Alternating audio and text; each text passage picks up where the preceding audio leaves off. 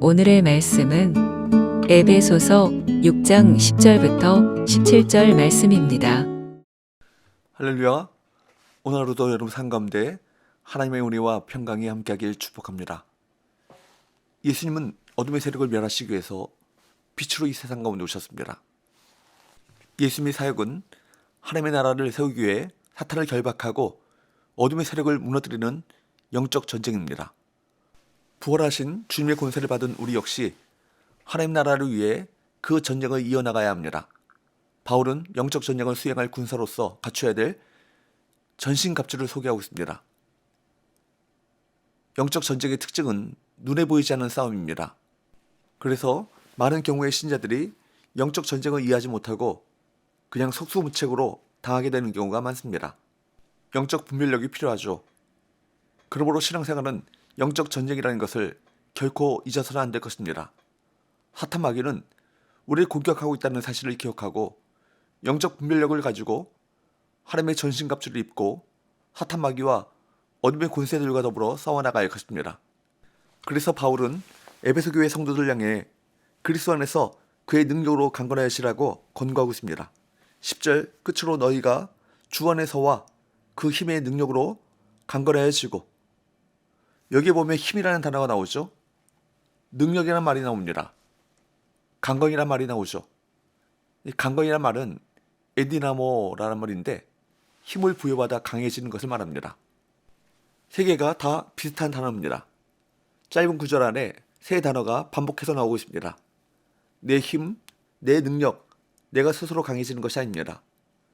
주 안에서 나오는 그 힘의 능력으로 강해지는 것입니다.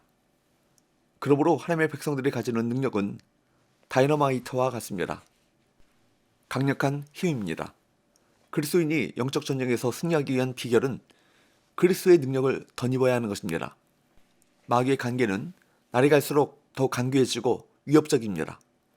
그래서 베드로는 우리에게 이렇게 경고하고 있습니다.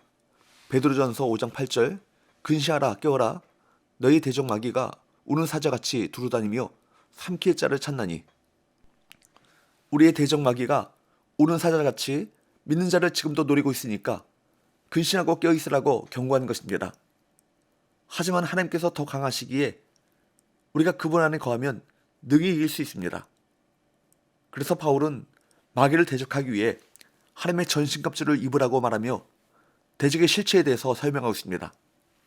11절 12절 마귀의 관계를 능히 대적하기 위하여 하나님의 전신갑주를 입으라. 우리 씨름은 혈과 육을 상대하는 것이 아니요 통치자들과 권세들과 이 어둠의 세상 주관자들과 하늘에 있는 악의 영들을 상대함이라. 우리가 싸우는 상대는 혈과 육을 가진 존재, 즉 사람이 아니라 악한 영의 세력들입니다. 즉 공중의 권세 잡은 자, 사탄 마귀이죠. 마귀는 오랜 세월에 걸쳐 인류를 넘어뜨리는 전략과 경험을 가지고 있습니다.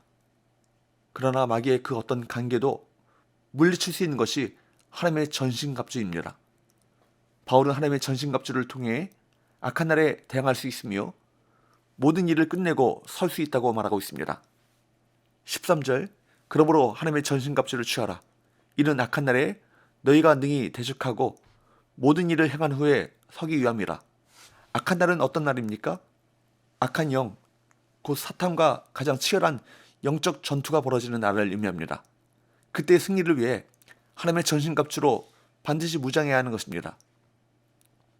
바울은 하나님의 전신갑주로 먼저 진리의 허리띠와 의의 호심경을 소개하고 있습니다. 14절 그런즉 서서 진리로 너희 허리띠를 띠고 의의 호심경을 붙이고. 허리띠는 집중된 힘을 쓸 때 도움을 줍니다. 그러므로 진리로 무장하고 믿음으로 구원 얻는 것들에 대해서 흔들림이 없어야 합니다. 복음이 늘 확인되어야 합니다. 구원이 우리에게 주어지는 하나님의 진리를 정확히 이해하지 않으면 사탄의 공격 앞에 우리는 한순간에 무너질 수 있다는 것입니다. 호심경은 중요한 가슴을 보호하죠. 하나님과 바른 관계를 맺는 것이 무엇보다 중요합니다. 하나님과의 바른 관계가 바로 의입니다. 우리는 하나님과 새로운 관계를 맺고 하나님과의 새로운 관계를 누리며 살아가야 합니다. 하나님과 새로운 관계를 맺고 누릴 때 우리는 하나님 앞에 당당하게 나아갈 수 있습니다. 그러므로 나의 의가 아닌 예수 그리스도의 의를 붙잡아야 하고 그 예수 그리스도의 의가 우리 연약함을 가려서 두려움 없이 하나님 앞에 당당하게 설 수 있게 합니다. 바울은 이어서 평안의 복음이 준비한 것으로 신을 신고 불화살을 소멸하기 위해 믿음의 방패를 가지라고 말합니다. 15절 평안의 복음이 준비한 것으로 신을 신고. 사도 바울은 왜 평안의 복음으로 무장을 하고 있습니까? 마귀는 사람들을 서로 화해하지 못하게 합니다. 사람들을 분열하게 하죠. 마귀는 사람들과의 관계를 깨뜨립니다. 사도 바울은 교회 보내는 편지를 쓸 때마다 각 교회마다 분열되어 있었습니다. 갈등과 다툼이 있었습니다. 그래서 사도 바울은 교회 쓰는 편지에서 항상 화평을 강조했습니다.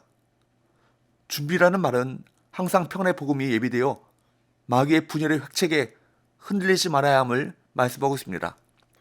16절 모든 것 위에 믿음의 방패를 가지고 이로써 능히 약한 자의 모든 불화살을 소멸하고.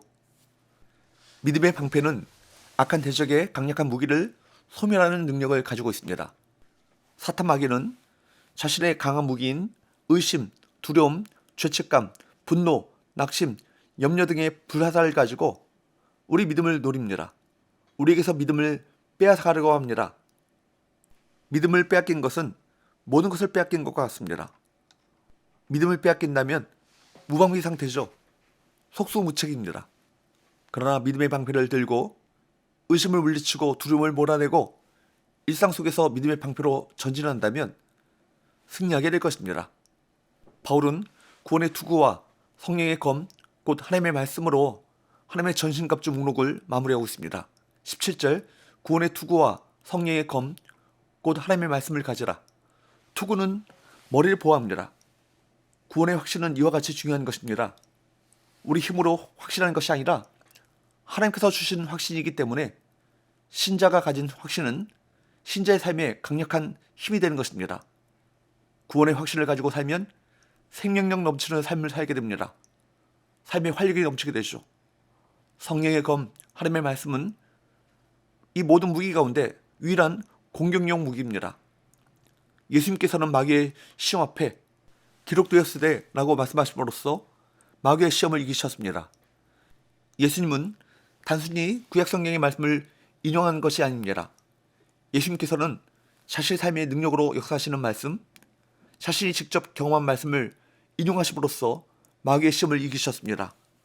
성도는 소극적인 방어만이 아니라 하나님의 말씀으로 대적하여 악한 세력을 멸하고 어둠의 권세 가운데 신음하고 있는 이들에게 복음의 진리를 선포해야 할 것입니다. 우리는 그리스도 예수 안에서 이미 승리한 자들입니다. 그러나 사탄의 공격이 완전히 끝난 것이 아니죠.